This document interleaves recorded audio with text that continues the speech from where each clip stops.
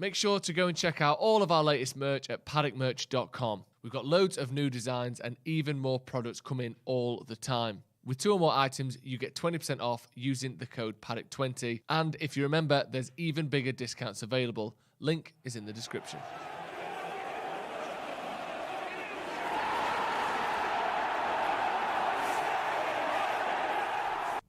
Hello and welcome to Stretford Paddock. This is the Paddock Podcast. I'm joined by Jay Motti, who's doing some investigative journalism as we speak.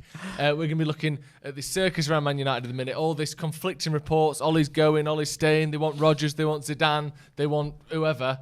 We're going to be looking at that. Is there an attempt to sort of, I don't know, I feel like at the minute we're struggling as a fan base to get along with each other. And I don't think the way that the articles are being written, the way the media is portraying the current situation at Manchester United is helping any of that fraction that seems to be taking place at the moment. We'll be looking at this situation around Harry Maguire. Ollie was quoted or given a quote from Harry Maguire that he supposedly said the players lacked belief or didn't have belief in the game. Jay's been right on it with that. That's what he's doing at the minute. Yeah, to the I'm going to... go on, I'll let you finish and then I'll receiving a bit of stick get into over all that. We'll come to that in just a minute. We'll also be looking a little bit at this absolute, well, I would say awful trend of players apologising for games after matches on social media, and just maybe the slightly sinister side of what exactly takes place on those social media profiles, and the planning and the scheduling and the structure and the algorithms that go into what seems like a genuine, heartfelt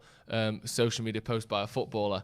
Let's start then with this circus around Manchester United, because you sort of covered it a little bit this morning, but every single day we wake up, Ollie's looking less and less likely to be United manager long term. It seems a sort of a certainty at this point that he's not going to be there next season. And then you have every single different outlet in the country reporting different things. He's safe for now. Ollie's job on the line. Ollie believes he's safe. Ollie thinks he's going to be managing the Watford game. That manager says we want Rodgers. This one says we want Ten Hag. This one says we want Zidane. It's all just an absolute shit show at the minute, isn't it? And everyone's saying basically whatever they want to get as many clicks as they want, regardless of the truth.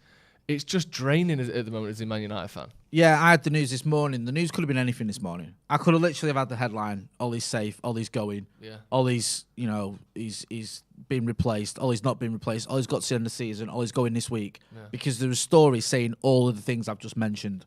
Literally, there was stories that started off saying one thing and then ended up saying another. It was just a bit of a... It's a bit of a mess at the minute. And the short and long of it is no one seems to quite know what's going on, including, from what I gather, and this is only my opinion, so don't, I'm not being ITK, including the club.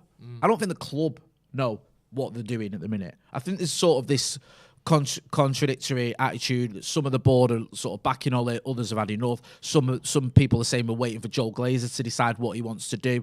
And that, that in itself is a bit of a farce because...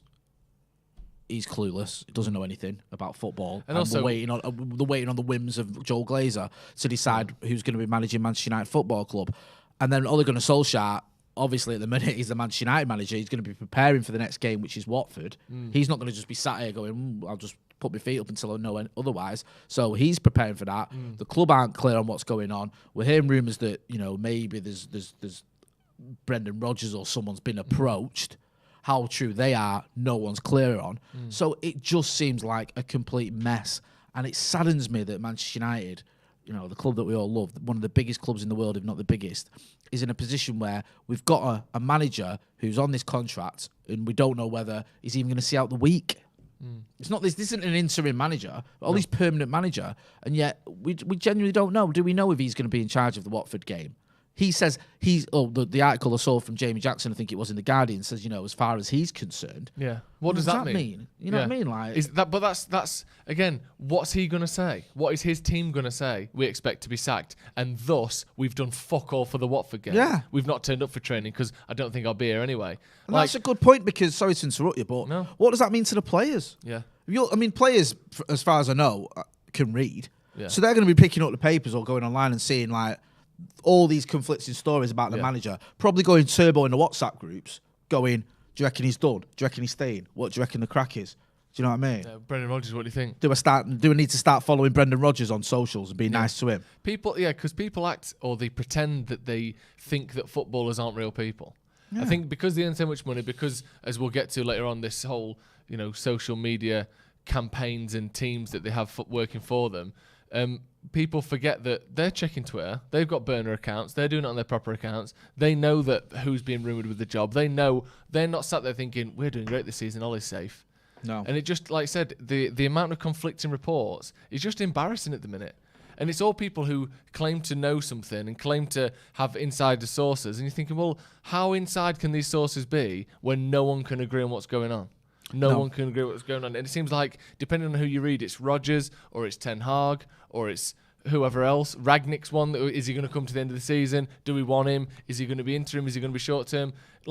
Is it just fans coming up with this? The amount of conjecture and conflicting reports at the minute is just ridiculous. And people say there in the comments about how divided everyone seems to be. No one can agree on what the truth is, let alone what your opinion is. No. So it's ridiculous. It's like we're all working off the same basis of here's what's happening, make your opinion on it. We're being told half a dozen different things and then having to agree on what the truth is before we even put our opinions on it. It's impossible. There's always been this theory at Manchester United since even before Fergie retired that there's like a sort of civil war going on at United with certain board members and some, Ed Woodward and others, and like you had the section that wanted David Moyes as manager and the section that didn't. So when it all went wrong, they were quite happy to get rid of him. Then you had the section that wanted Jose Mourinho and another section that were never into him because they didn't think he had the right attitude to be a United manager. Van Gaal was, I think, more of a neutral one where everyone was like okay with it. It makes sense. Yeah, but with Mourinho, it was again divisive. Then you had this sort of section that were very keen on Ole, like the old school United lot, and the new lot who were a bit like, really? Yeah. And now it's like, we're hearing that apparently Ed Woodward doesn't want to get rid of him because Ed Woodward's due to leave. He doesn't want to be his last thing he does, getting rid of Ole Gunnar Solskjaer. There's also these stories, and again, I don't know how true they are, that a lot of people in the board like the fact that Ole's quite open and he chats to them and he discusses things with them, where if you get in someone like Conte, for example, he won't do that. He won't explain himself. He won't just be like, oh yeah, here's why we did this and here's what's going on here. He'll be like, I want these signings. These are my tactics. Bore off. It's nothing to do with you. So I don't. And again, this is purely speculation or what we're seeing in the reports. I don't know. I'm not privy to the machinations of the Manchester United boardroom by any stretch of the imagination. But it is just a mess. And you're going into this international break not knowing at the end of it who's going to be Manchester United manager, not knowing whether we're going to have a caretaker, whether it's going to be Ole, whether they're going to make a permanent assign, and there's not even a standout candidate. And I'll just end on this bit before we go back to you. When it was Van Gaal and Jose was coming in, around Christmas time, we knew that was going to happen. We knew Mourinho's available, enough people want him, he makes a load of sense. We had the awful run under Van Gaal where we lost at Stoke, we lost at Bournemouth, we lost at home to Norwich, I think, and other results as well. I forget some of them, I put them out of the sort of recess of my mind. But you knew. And it's one of the only times we've done a video, me and Steve at the time I think it was, where we spoke about Jose coming. Where we jumped the gun and we said, this is so nailed on, let's do a video now about it. It was so obvious, wasn't there's it? no point in not doing it, let's do it. And it happened, he didn't get appointed there and then. Van Gaal saw out the season and, whoop-de-doo, we waited till 2 hours after he'd won the FA Cup to sack him. That was nice of them, yeah, wasn't it? a bit of class from Manchester United Football Club. Yeah. But we knew that was going to happen. Now, it could be in a scenario where he's going to go at the end of the season, someone's going to come in, but it doesn't feel like that in a minute. No. Because with Jose, you knew he was the standout candidate. It was just set in stone, it was happening. There isn't one at the minute. Some want Ten Hag, some want Zidane, some want Brendan Rodgers. Some might want a left field appointment that I've not mentioned, someone has not even thought. Maybe with the international managers like Enrique and Mancini, it's always difficult with the World Cup coming up. But you just don't know, do you, what's going on? No, exactly. There's a great point here from Abhinav with the super chat. Said the media have always jumped to criticise Ole. Now they have serious ammo, and our fan base are like addicts, always looking for a high the way they want Ole out. I know Ole isn't the guy, but decency, man. I agree with that completely. Yeah, you can criticise the manager and question the manager without being crass or horrible or vindictive towards him. He is a club legend for what he does as a player. Nothing's going to change that, in my opinion, as the manager. I know it can taint his legacy somewhat. I'm not saying it can't, but he will always be a fantastic player and a servant at Manchester United. And also someone who cares and he does want to have success at Manchester United. It's not his fault if the job is beyond him. No. It's not like his lack of trying. He's not putting in the effort. No. He just may not have the tactical nous, the ability, the experience, all the things you need to be Manchester United manager to do it long term. And I think he does deserve credit for those first 2 full seasons. Yeah, definitely. Jay Renegade says, what would be a successful season for a new manager? At this point, it's top 4, isn't it? Yeah. And I think still a push in the FA Cup and the Champions League.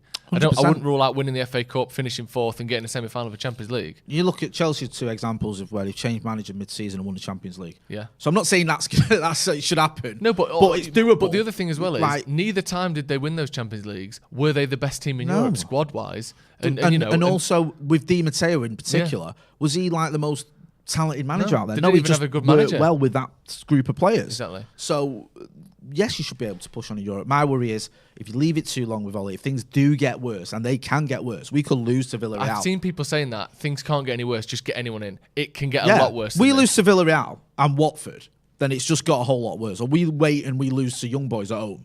Yeah.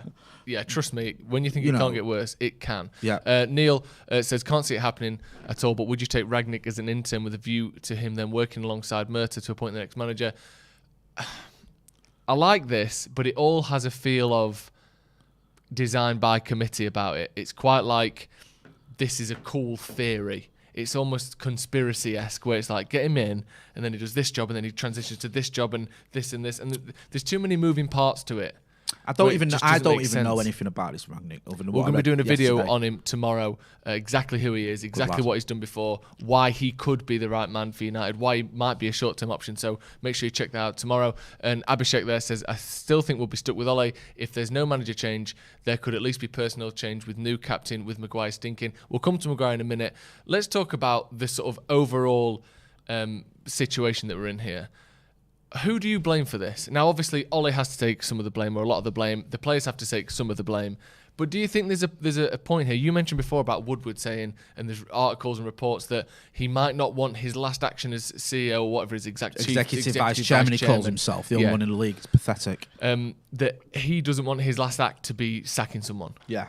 Now, 2 things to me with that. Firstly, you think, okay, well, that's a slightly cowardly position to take. That I'm not willing to do my job properly because I don't know how bad it looks on me. It's not about you. No. It's about Manchester United. If it's the right thing to do, you should fucking do it regardless of whether you're leaving. And secondly, that puts more pressure on Ole. If he's not the right man, which it looks like we are being proven week in, week out, he probably isn't.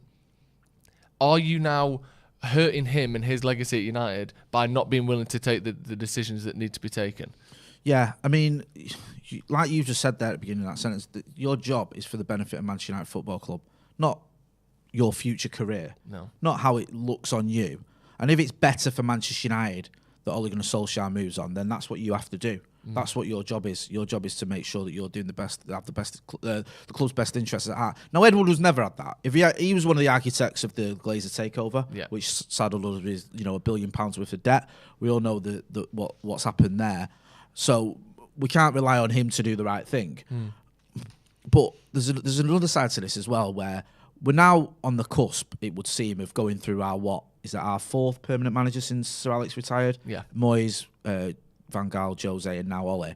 And you have to wonder why we haven't been able to properly challenge for a title or Champions League in that time. Because we can go, the Glazers are parasites. Not even properly. We've not been close. No, not been close.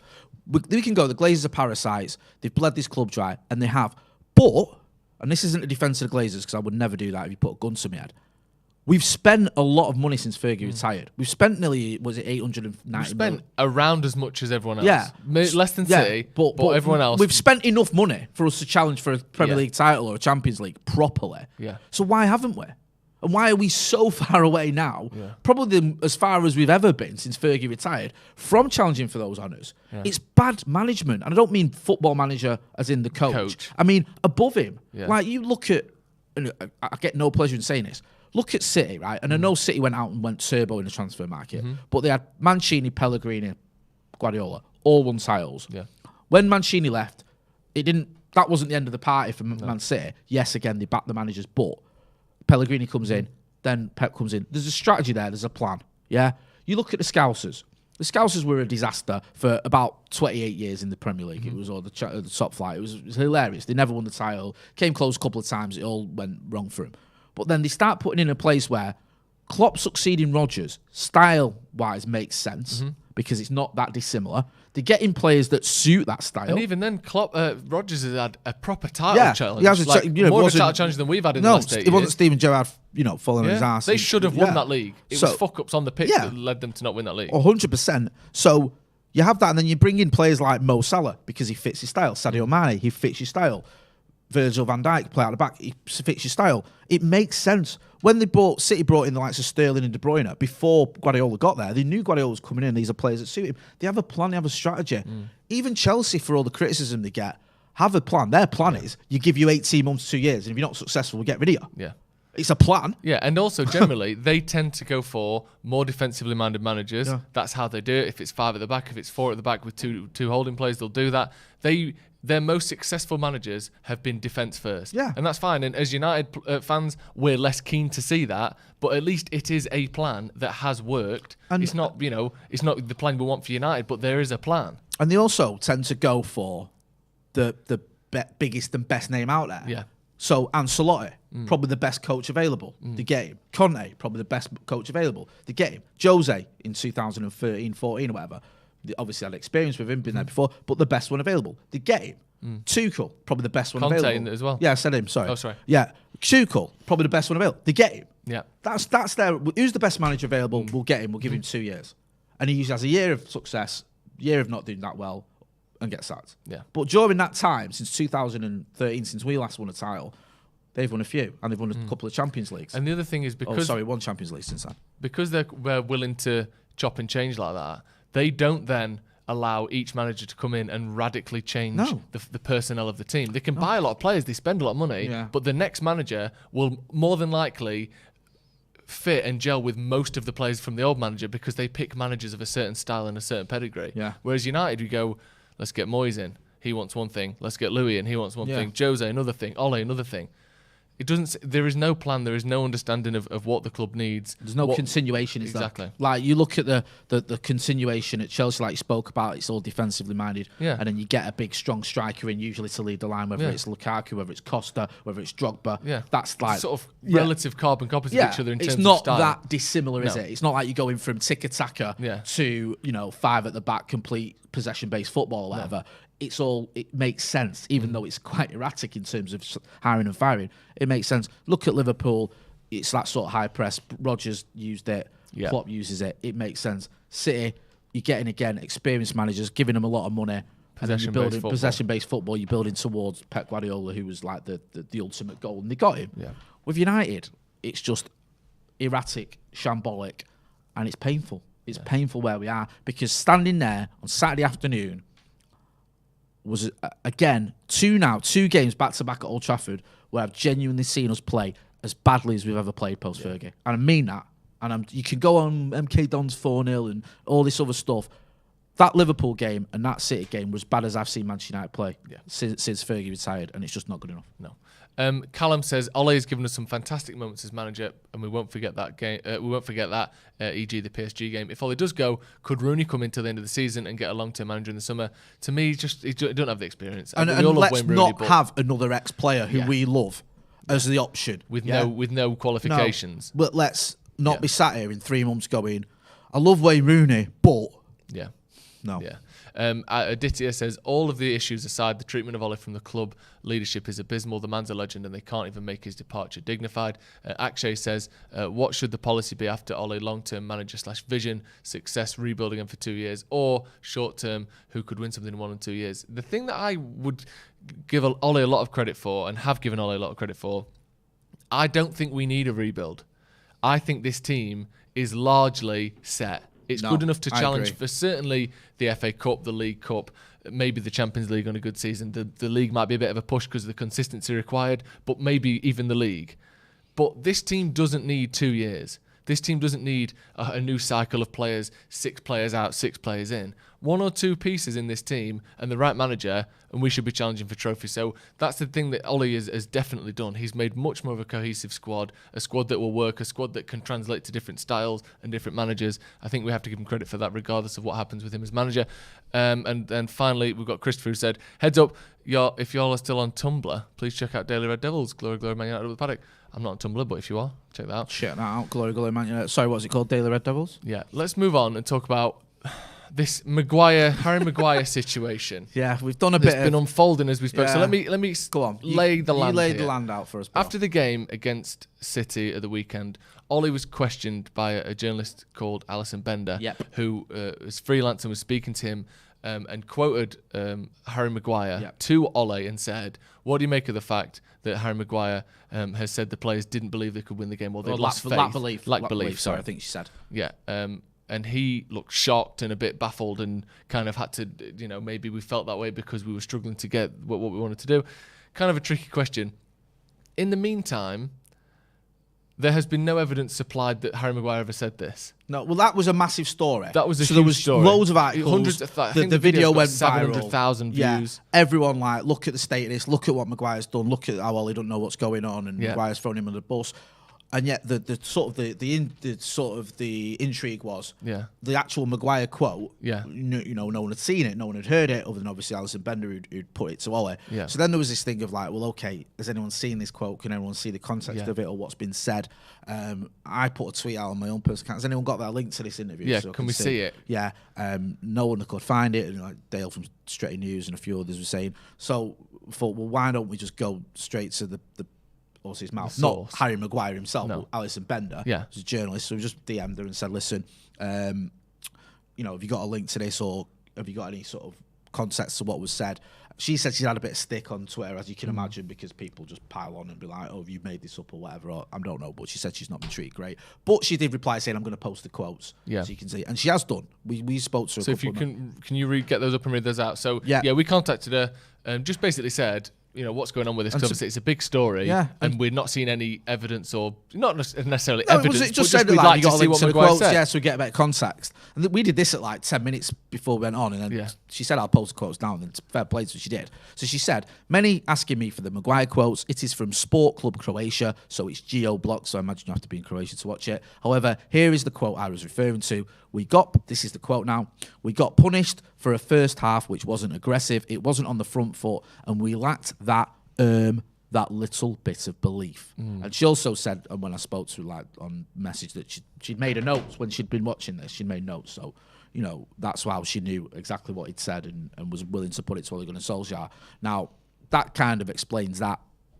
I'd say that on face value. I don't think she's creating all this. I think that obviously Harry Maguire's obviously given an interview to Sport Club Croatia, and that's what he said, and she's put that to Ole Gunnar Solskjaer. So that seems to clear that up a little bit. I mean, so what do you make of that quote then? When you look at it like that, it's not. I don't think it's that bad. Go on. Because when you say we got punished for a first half which wasn't aggressive, it wasn't on the front foot, and we lacked that little bit of belief, and I think you could see that. Yeah, he's not saying anything that to me is a revelation. He's not said we're so scared of Man City. No. I've never played football before. And also, I like the quote says, it's like he's thinking, right? We like that little maybe bit of, just got his words slightly not how he would have wanted them. We like that little bit of, maybe you could have used the word impetus, that little bit of aggression. Yeah, front foot. Yeah, that little bit of, I don't know, but if he'd have said we lack that little bit of energy, then people would probably say, well, why don't you try harder? Yeah. So I kind of understand it. I don't like the fact I've got the Manchester United captain saying we lack belief. It's not great. I don't like the fact the manager's finding out about it off a journalist as he's giving a live interview. It is all very shambolic, but there you go. You can see the quotes will be coming up there. But it explains what's going on. So that's sort of, Maguire Gate part 1 put to bed. There's the quote. Which is good. And again, and not that, we have to demand everyone gives evidence for everything, and hopefully her credentials put her in a position where we can assume she wasn't making it up, which we did. I believe. But it's worth looking into that and finding out exactly what's said. Because I think you should do, and I think you should, and don't buy into this. Well, we're only on YouTube. If you're going to comment and talk about something, do a bit of diligence. Yeah. And as a reporter, I won't just make stuff up or not check. So just check. We just DM'd her and she was fine. She just said, right, I've had a bit of grief, and I said, appreciate that. And she's posted it, and we can see it there, and you see where you're up to. And I think that the story now isn't did he say it? It's obviously what he said, and whether you think it's as bad as perhaps some have treated it. I don't. It's not great, but I'll give him a slight benefit of the doubt there. That, like you say, he could have chose better words than belief, even though from the evidence you could tell that was a team that lacked belief. Yeah, it's not great to be captain saying it straight after the game. I'll be honest with you. But it's obviously true. Yeah, and go on. And if, like you said, you're watching this team in the last 6 weeks, do you think they're playing with belief? Do you think they're playing with confidence? No. The problems aren't that they don't have belief currently. The problem is, why don't they have belief? And is that the manager? Is that the players? Is that the pressure on them? Is it a mixture of all of those things? They're the problem. Not having belief is a symptom of the problem, but it's a symptom we've been able to see. Anyone who's watched any Man United games in the last 6 weeks can see this is a team that don't have belief. That's why they lack that sort of final push towards winning games. Even the games against Atalanta, how feeble and weak and scared we looked. Yeah. That's clearly a team lacking belief. No, and again, the problem is that we are lacking belief, not that he's saying it, because we know they are. But let's fix why they are. And, is that the coaching? Probably. Is it the players? A little bit. Like, all of these things play a role, but I don't think him stating it is the embarrassing thing. The embarrassing thing is that it's so obvious that when he does state it, we're sat here going, yeah, obviously. I mean, you look at that team, the 11 that we sent out there. I mean, you can go into tactics, and that's another story. And you covered it very well on the watch along and the live review, so I don't need to go into it. But in terms of players, we've got quality players there. Yeah. So why are those players so far away from the levels they should be at? Yeah. Is it belief? Well, probably is that comes into it. Yeah. Other issues come in, maybe fitness, can be form, it can be sort of playing through injuries, whatever. But I was watching there one team that were up for it and another team that wasn't, and it pained me as a Manchester United fan for the second game running to see us playing against our arch rivals. First, our most hated rivals, the Scousers, and then a week later, or whatever it is, 2 weeks later, against City, and we don't turn up for either of those games. Again, though, it's worth pointing out there as well. When you say a week later, and obviously that's 2 weeks. But it was the home games, consecutive home games. Yeah. So the what percentage of United fans go to I'm away one of games? them. I didn't go to Spurs. Yeah. Yeah, just because the allocation's a lot less. So the majority of match-going United fans, the 2 games they've seen back to back are shambolic, embarrassing performances against United's 2 biggest rivals. Yeah. Like, that is unacceptable at any time. That's like Moyes' era. Do you remember when we got beat off Scousers 3-0 and then about a fortnight later or a week later, whatever it was, City beat us and they scored after 20 seconds or whatever? Yeah. It feels like that again. And I think, we can start going on about Maguire's quotes and stuff like that, and we're going to go into a bit more of it. Yeah. But the reaction on social media as well from some of the players, it just infuriates me even more. We'll come to that in a second. Chris has said, what are your thoughts on Graham Potter to replace Ole? I think he needs that next step. I think he needs something between Brighton and United. He's too much of a Potter risk. comes in here and he needs time. He ain't going to get it. No. And also we need someone, no disrespect to Brighton, but with a bit more gravitas to control that dressing room, to get the egos in check, to have players believing in him. And, I just took Brighton to 16th. Ain't going to cut the mustard. Yeah, when Ronaldo goes, who the fuck are you? And he says, well, actually, we underperformed on XG last season.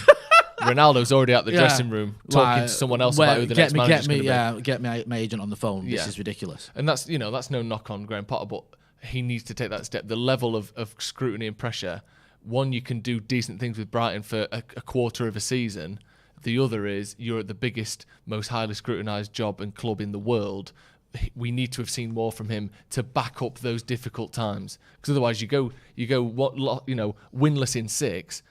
He hasn't got the ball. Graham Potter's never had to deal with the certain things he'll have to deal with at Manchester United. He's never had to deal with every single decision he makes being scrutinised by millions of people. He's never had to deal with the rotation of European football. He's never had to deal with his entire squad to a man being away on international duty. Yeah. He's never had to deal with, like you say, the rotation of the squad. He's never had to deal with certain players demanding to play. Mm-hmm.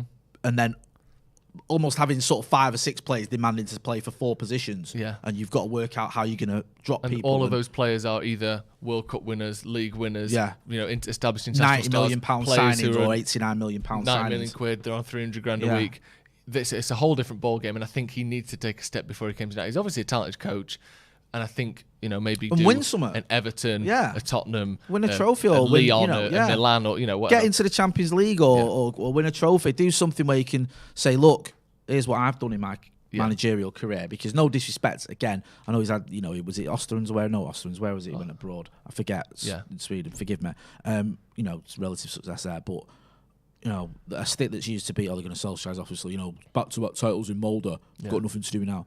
But if you've got something on your CV that's recent and successful, then you can point to that. And again, we like to think that the players are all, high intelligence kind of football scholars who go, he's never won anything, but look at the potential. Some of those people, maybe not all of them, but some of the players will be going, who the fuck's this guy? And also, that's a bad. If you're on it, you're not interested in potential. No. You've maybe got 2 or 3 years at the top level. Yeah. You don't be wasting your time waiting for 2 years for someone to get their act together. No, exactly. Mark Scholes says, I think Ole should be given 3 months, put some pressure on him. I want to see him fighting for his job. I don't want him to go with a whimper. I don't think anyone wants him to go with a whimper. The trouble is, we're seeing even less than a whimper at the minute. Even though I don't agree with that, I understand it, and I'm not going to criticise anyone for wanting Ole Gunnar Solskjaer to succeed. I'm just not seeing any evidence that it is going to have a happy ending. Yeah. And I love Ole, and I've always backed him, but we've got to be realistic on where we are. It's going to be very difficult, in my opinion, for him to turn this around. Yeah. Holly Jenkins, what I miss most is Old Trafford singing "We Shall Not Be Moved" and the best song ever. Old Trafford, Champions of England, Champions of Europe on repeat for 20 minutes. It's been a while since we've been able to sing Champions of England, Champions of Europe, hasn't it? Yeah. Second place finish in the Premier League doesn't have the same ring to it, does it? Or Europa League runners-up. Europa League final, second in England. It doesn't quite have the same sort of impact. It doesn't. Alpha Omega players should be battered maybe for the results. Not Ole. Getting 300 grand a week and can't be bothered to put in performance for the fans is disgusting. I do think, and this isn't just United thing, this isn't a me defending Ole thing. Yep. In every club, at every time, those sort of 6 weeks, 2 months, 3 months before a manager goes, where things start to feel... I think at every club, players end up getting away with performances because everyone's so focused on the manager. Yeah. You can almost do what you want as a player because, well, he's going anyway. The players need to hold their hands up for some of these performances as well. But again, they're not the ones that's going to take the flak long term, are they? Peter Kelly, one big issue is Shaw plays too narrow and doesn't close crosses down. We have a keeper that won't come and claim crosses, and then Maguire and Lindelof are too slow playing out, which lets teams step up. Yeah, I agree with that. Set up, sorry. David McLeod says, okay, lads, role play time. You are Ole. What do you do before the end of the year? You are the board. What are you doing? If you're Ole, do you stay and fight? I wouldn't resign, I don't think. Nope. I don't know because I don't know what he thinks. I don't know what he's doing. I don't know what... Are they ignoring his instructions? Are they not doing the things they're working on? Because if I think I've got more to give here, I'm telling these lads to do things they're not doing. I would think I'm going to stay and fight until they do what I say. No, but if I think I can't, they're doing what I'm saying, it's not working. There'd be part of me that thinks maybe I'm not quite ready for this. Is there a roll of the dice for Ole or the board to change the coaching staff and not Ole? To do anything with the coaching staff differently and not Ole? Is that an option, do you feel? To me, though, I'm not saying it should be. I'm asking a question. Does that to me feels as though Ole is playing his whole career as though this is the only job he'll ever have. Yeah. And it's like, I've got to do everything I can to keep this job, which fair enough, you're looking to keep the job, but you should want to keep the job because your instincts were right and you did the right things and it worked. Yeah. Not because I literally tried everything. Yeah. Maybe that works, maybe that's right, but kind of you want someone who...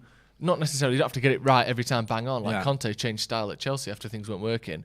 But is it like, I just threw the fucking kitchen sink at it, I tried this coach got Roy Keane in to scream at him, Fergie slapped one around the head. Is that what you want? Just a scattergun approach until hopefully something works? Or maybe do you just want to try what you're good at, and if that doesn't work, try someone else? Yeah, I mean, I think the problem with that is if you do that, it's going to undermine you a lot. Yeah, because you're basically saying, I'm out my depth for a little bit, I need help. Yeah. Which, it's always good to ask for help, but perhaps not when you're into your third full season as manager of Manchester United. Yeah. Akshay, is Cristiano concerned about his playing time under a more experienced manager, and hence he's backing Ole. Yeah. He has Ole's back, and in turn influencing Sir Alex and the board to back Ole. I think that's we're looking too many steps into a mindset there. I think Ronaldo wants the best manager that has the best chance of him winning, and I think pretty much every manager in the world would see Ronaldo as a huge part of this squad regardless, so I don't necessarily agree with that. John B, us having Cristiano Ronaldo feels like when your mate pops round but your house is a proper tip a little bit. Jason says the squad is proper good. Ole the squad is proper good. Squad Ole has brought together, this squad now seems like it's a cut above Ole and his coaching ability. Maybe he's better at sort of transfers and that side of the game than he is about It's coaching. weird because going into this season, you looked at the transfers that Ole had made and they all made sense. Even Dan James, who he'd brought in for 15 million and sold for 30, you thought, okay, he's doubled his money. Maguire going into the season looked like a good signing. Wan-Bissaka, Bruno, of course, Cavani. And then you're bringing in the likes of Varane, Sancho, and Ronnie. You think, okay, this is he's moving this club forward. It's just been such a bad start that all that's looking like it's coming undone. Yeah. It doesn't matter who comes in because Ronaldo's running that dressing room. And do you think that's right? No player is bigger than the club. That's from Glenn. Yeah, I mean,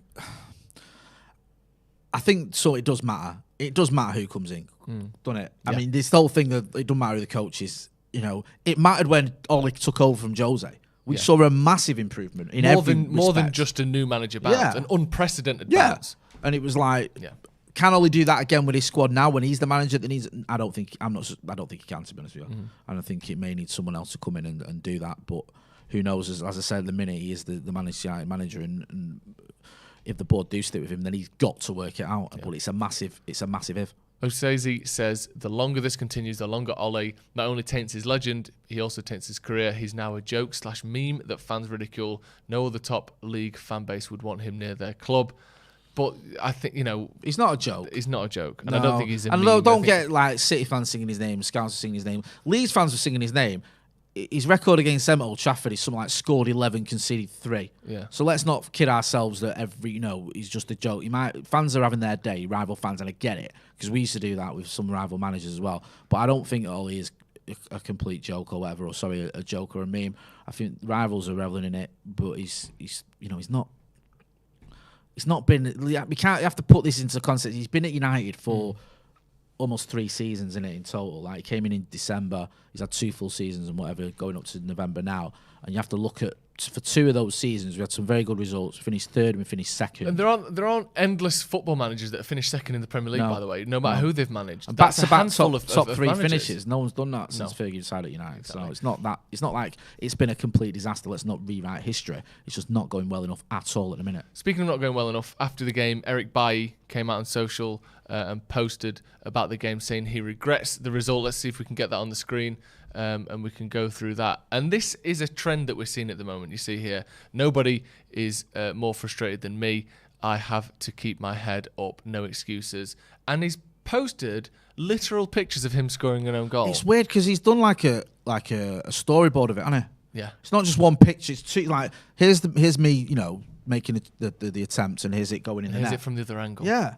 And like I've never in my life seen it. I might be wrong. You can correct me in the chat if I am. A player posting pictures of his own goal that helped cost his team the game. It's a bit odd, isn't it? It's very odd. But now, I don't think Eric Bailly, by the way, has sat at home and done that. His team have obviously done it. But why have they done it? Let's get into that, because again, this follows a trend of players apologising for missing penalties, apologising after games. Bore off. This sort of language that seems to be commonplace now. And there's a clip circulating on social media that we can play a little bit of here in just a second. And talking Phil Lynch, who's the CEO of media at Manchester United. We'll play the clip and we'll talk about it afterwards. So this is again Phil Lynch, the CEO of media at Manchester United. To your question about how do we work with them, we pull twice a day social media fan sentiment graphs for every single one of our players, and we have certain thresholds that alert us when we see fan sentiment going one way, whether that be a personal issue, whether that be an on-pitch performance issue. And when that happens, we then start to work with the player and his team individually to kind of try to start to counter that narrative a little bit, because in a lot of cases, you know how it is, it's just emotion and it comes up and it comes down anyway. But we do spend a lot of time on what we call social media monitoring and tracking. And you see that coming from Sport Pro. And talking about we do twice daily fan sentiment graphs, and we then schedule and tailor the sort of response to those graphs from the fans, and then we put the players' social media accounts into a kind of almost like, this is how we're going to change your mind. If you like us, we'll put something good out. If you don't like us, we'll put an apology out. What do you think of this thing of like, we're supposed to be theoretically looking at the words and the thoughts of a person on Twitter, and you talk about, with trolls and stuff who we should have to put driver's licenses on or whatever before you can have a social media account, and then you see half the players using stats and algorithms. You're basically seeing a footballer's face as the front to an algorithm. Yeah. What is the point? What is the point in following people on social media? And obviously I understand that these people are very busy and they've got a lot of work and maybe some charity stuff or political things that they're doing that they can't necessarily cover every single second of all the time because they're a human being with a very important job, or a very demanding job. But then what is the point of footballers again, masquerading as people when they're literally fan sentiment graphs with a footballer's face on the front of them. To be honest, I mean, the thing with this is, it's almost like the suspension of disbelief. We all know that footballers don't do all their own tweets. Yeah, of course. And it amazes me when you see these like Marcus Rashford gate. Actually, he doesn't do all his own tweets. There was a time when Marcus Rashford was replying to hundreds of tweets a day. It would have been physically impossible for anyone to do what he was doing. But it's nice when you get that tweet off Marcus Rashford. Yeah. You can have that, I got a tweet off Marcus Rashford. You might deep down know, okay, he's not sat there and done it. Some of them he might have done. Yeah. But like, by and large, it's his team or whatever. But when someone comes out and they put it like that, it just feels like a bit like you say, it taints it a bit. It makes you feel like a bit empty. You think, oh, it's just some executive or some lackey in an office deciding what's the best way. Just an algorithm. An algorithm. What's the best way of replying it? But I do think that we're focusing on the negative here because when we have defeats and when we have teams of, we saw the Bruno one where his team accidentally posted something that was meant for Martinelli or whatever it was. The Eric Bailly one that's just bizarre. And also Harry Maguire doing his apology, and it's just like, oh God, here we go. So Bruno apologised after he missed the penalty as well. Yeah, and I don't want to hear that. I'm not interested in it. But we've also seen over 6 months ago, a year ago, Marcus Rashford's social media account helped with a campaign that fed millions of children, that galvanised the entire nation, mobilised the nation. When the Tories said you're not going to be able to feed all the kids, or we're not going to be able to do that, then people got involved to the level of people were sending in donations. They were saying they were doing food runs. They were doing all this great stuff that emanated from social media. It didn't come just from Marcus Rashford doing the TV interviews. A lot of it came from social media. So social media can be a massive positive. Do you know what I mean? I've got 3 kids because of social media, so I'm not going to knock it too much. Yeah. Do you know what I mean? Slid into some DMs, next thing you know, boom.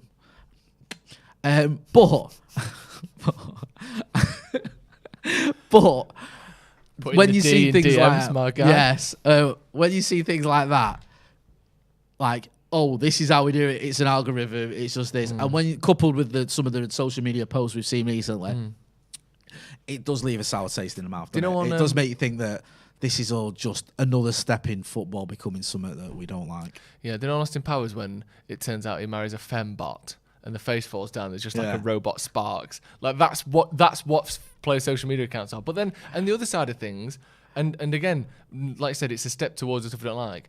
But the other side of it, you look at the abuse players get, and then a lot of the response to that abuse is either people supporting them. Obviously, if it's a crossing the line abuse, that's something that no one gets behind. But obviously, if someone's saying you played really badly today, even that, which isn't abusive, offensive, but it's something that if you read that 1,000 times, you might feel a bit shit about yourself. Yeah. And often the response to that is people saying, "Well, don't read it. Well, don't read it then." Yeah. And you can't. The problem is you can't have both. Yeah. You can't have a player who runs their entire social media platform by themselves, who then disengages completely from every single bit of bad feedback they get, and still be upbeat, but they're not Yeah. I understand there has to be lines drawn, and some of it has to be, they have to be helped out, and the whole brand side of it is that modern thing of after the game, you don't want to be bankrupt, you want to have a platform and a lifestyle that can continue after the game, because we've seen so many footballers, mostly from the pre-Premier League era, who retire and 6 years later have got no money. Yeah. And I understand that it's a short shelf life for a footballer if you aren't building that side of it. But especially after the games, like you said, it can't help but leave a sour taste in your mouth when you've got people sort of bragging about how detailed and advanced the what is it, fan sentiment graphs are. We know, do you remember, we've had so many mistakes where is it Victor Anichebe where it was like, can you post? He'd left that in, and he just copied and pasted the entire text message and posted that. We've had other stuff as well. We saw Jamie Carragher, didn't we, saying to Georgie Wijnaldum saying like, "Oh, just ignore it." When Wijnaldum said he'd had abuse, and it's not always that easy, is it? No, that's what I'm saying. Yeah, you make a good point there, and I think we just have to be realistic about what is going on with some of these social media accounts. Well, let's talk about social media accounts, because from one end of the spectrum we have fan sentiment graphs. Yeah. And the other end of the spectrum, we have Daniel Sturridge, who I can.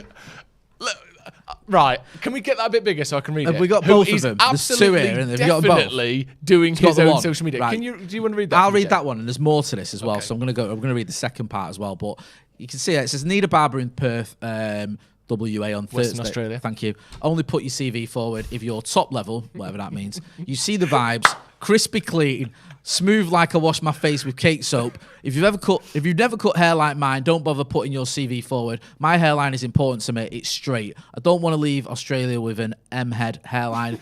Please proceed to put your CV forward. If after all I've said you still fit the description, top level craftsmanship, barber level on 1000. Right, just to stop you there. So far, it's all very much of a certain tone. Yeah. Barber level on 1000. Yeah. And I like this. I like this though. But don't charge anything anywhere near that much. Yeah. If you do, you're out the running. I want a world-class barber who's Yeah. cut ideally a footballer's hair before. Yeah. Crispy, clean, straight hairline. And I want it for £6. Right. I want it at Supercuts prices. What?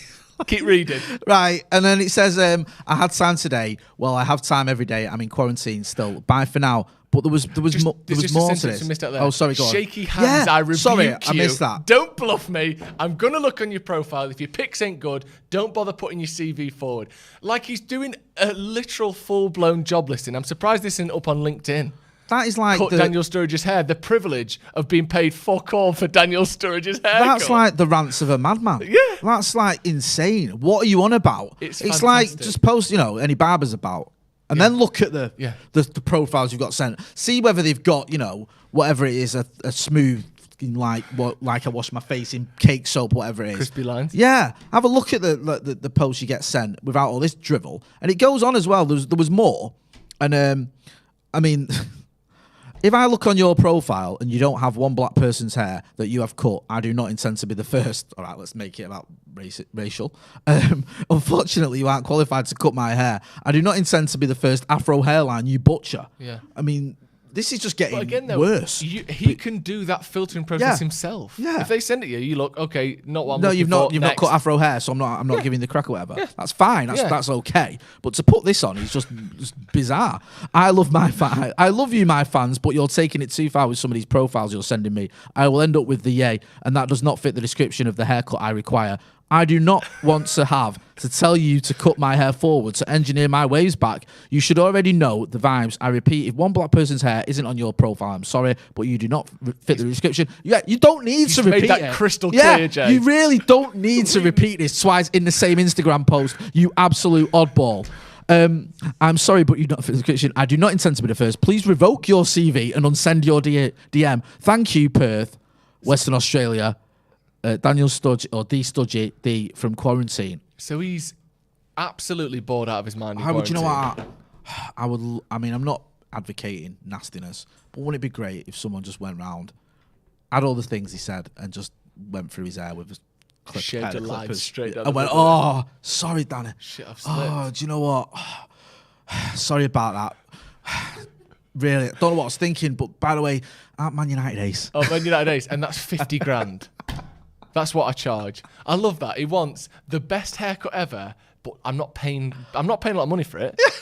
I want a bargain, and I want you to be perfect. And I'm putting this all on social media for some reason. It's so weird, and it's surely like, and then he's complaining about the ones he's been sent and saying unsend them, unsend your DM, revoke your CV, remove this man from my quarters. This man is pathetic. Do you know what the sad thing about all this is? What? Daniel Sturridge has gone through a more stringent process to find a barber than we've been through for a manager. Right? We had Fergie go around to his mate's house saying, Moise, do you want to take over from me? Yes, Sal. If you've never managed a top 4 club, rebuke your CV. Daniel Sturridge puts more effort into finding his barber, which is quite depressing. I wouldn't be surprised if Ed Woodward looks at that and tomorrow we see a post on United's Instagram like, we are looking for a manager that is at level 1000, but we don't want to pay high wages. If you've never managed a top 4 club, do not apply. Unsend your CV. And Mub was like, this is going to fucking work. This is sick. I'm gonna look at your pics. If I don't see any trophies, I'm not going to bother. It's the rantings of a madman. Should we get through the there's quite a lot of super chats. I'll let you read through and then we'll go on to Wally of the Week. Sandre Rigg says, I genuinely don't see any coach being successful at United the way the club is structured now. Not just Ole, thankful, but he has peaked. Miss my club. Yeah, that's the problem we're all sort of sitting in. We're in a swimming pool. We're in it together. But instead of water, it is liquid shite at Manchester United, isn't it? Ole needs to stay to the end of the season and get folks like Varane, Sancho, Rashford and Cavani integrated with the full squad. Need to give him time. We can't be short-sighted due to a bad 6 weeks. If at the end of the season, fine, we'll sack him. Then that was Battleson. Slightly generous point there, but you know what? Some people think that, and I can still see that argument. And we've defended Ole for a long time. It's just you feel it as a not just a United fan, but as a football fan. How many managers have we seen sacked in our life? Hundreds, thousands of managers. There is a feeling when a manager's about to go, when a manager isn't quite doing it, when the players aren't quite there for him anymore. And I hadn't felt that up until the last 3 or 4 weeks, and you can't help but feel it now, I don't think. Ross Murphy, when Ole does go, I'm not going to celebrate. I'm going to thank him for the job he's done. He's still a legend at Man United. His legacy won't be wasted. Completely agree with that. Anyone who's people commenting saying, I hate Ole, can't wait till he goes, ruining my club. The ruining my club stuff, half the people... He's played for Manchester United longer than half of those people have been alive. Yeah, he's very much part of the club you consider your club. It's the structure and the processes in place that are the issue here, not just Ole Gunnar Solskjaer. Exactly. Uncle Jonga, amazing. No one is talking about Mancini. Well, we mentioned him earlier. It's just, with Italy in the World Cup, I mean, how realistic it is. I know he used to manage City, and, City fans probably wouldn't be too happy about that. Would United fans be unhappy if Mancini came? I'm not so sure. I mean, he's won the Premier League, obviously, hasn't he? Pete Holland, thank you for joining the first team. Vishal says apparently there's a protest at Old Trafford on Saturday. Oh, yeah, I've seen a few posts about that. Is it November the 13th, is it? That people are saying there's a protest. We'll keep you posted. We always let everyone know about protests. Don't know anything about it, so don't want to get into too many details because don't know a lot. But we will post about protests and give them, a platform because anything, I've always said this, if it's happening, anything that can bring about positive change at Manchester United, we will advocate. But we need to know some more details because obviously, I don't know anything about it. Naveen says, saw an unbelievable stat that 21% of United's home defeats in the Premier League have come under Ole, and that tells you the state of our club. Yeah, that's pretty bad. The thing that's also bad about that is, even during that time, we've still finished third and second, which is nowhere near our worst finishes in the Premier League. No. We finished, 7th, or was it 8th, 6th, 5th, and yet somehow we can just lose all these home games and still finish third and second, which, it's not great, but it's just that away form carried us through, didn't it? And Sean Ralph, thank you for being a member for 10 months. Cheers for giving us a laugh, lads, with this Daniel Sturridge story amongst all the current doom and gloom of being a United fan up the fucking Reds. Cheers, mate. Thank you for being a member. We had to cover that Sturridge thing. Thank you, Daniel Sturridge, for that as well. Yeah, thank you, Daniel. And I hope, and you know what? I hope he gets a good haircut, but I hope he pays a lot of money for it. Because the how confident as a barber do you have? Even if I ticked all those boxes, I'm sat there going, this is a nightmare. I don't even want to cut this guy's hair. I've got the experience. Bridezilla. All the footballers' hairs. I know exactly what I'm doing. I would still be going, I don't want to do it. Because if I put a hair out of place, I'm dead. Like, he's going to destroy me. You'll put pictures of me on socials. Never get your hair cut by this guy. You don't know what you're dealing with. All you know is you're dealing with someone who goes about things a way that not most people do. Wally of the week, Jay. I wish I could be more original. No, come on. But I'm going to go with Jurgen Klopp because he's won a lot of games. People have forgotten how Jurgen Klopp can be. Yeah. Yesterday... I agree with you, by the way. Yeah. West Ham did a number on him, did what we should have done. I nearly said Daniel Sturridge. Marked Mo Salah, marshalled him well, had 2 players on him all the time, sorted the set pieces out, good value for the win. Klopp comes on the telly afterwards, starts moaning about refereeing decisions, starts moaning about VAR, even though for the West Ham's opening goal, you had VAR looking at a possible foul on the goalkeeper, couldn't find one. They then had a look at a possible handball, couldn't find one. Then there was a foul later on, they had a look at that, was given as not a foul, not a red card. So VAR's looked at all these incidents. He's not happy. He said the referee's got it wrong, VAR's got it wrong. Just moaning. Klopp likes to moan, and we've almost forgot what he's like because when he wins, everyone loves him and go, Klopp, and he's great and he's lovely. But when he loses, he's very, very bitter, and he didn't need to be. He's having an amazing run as a Liverpool manager. He's obviously had a lot of success as a Liverpool manager. David Moyes did a number on him. West Ham deserved the win. I watched the game. He couldn't just come out and say, you know what, we've had a great run of it. All runs come to an end. Now we have to go again or whatever. But instead, he comes out of all this nonsense blaming the ref. It's just a bit sad. It is, isn't it? And like you said, you almost forget he does this every time they lose. He kind of stopped doing it a bit last season because they lost so much. Yeah. But whenever they're doing well and they lose a game, it's never justified. It's never earned. They never were the worst team. They never deserved to lose. It's always about, oh, this VAR decision, this red card should have happened, this happened, the players weren't this, their players were too this. Shut up. Just say you lost, fair and square. That's the end of it. Is there a super chat from Sondre there? Sorry, he says we missed his super chat. I don't know if you can see it. Is this one from Sondre? Sondre says, I genuinely don't see any coach being successful. We read that one. Oh, we did read that. So you've missed us reading that. Sorry, I just saw a post from him. Go on, my brother. I think that'll do it for today.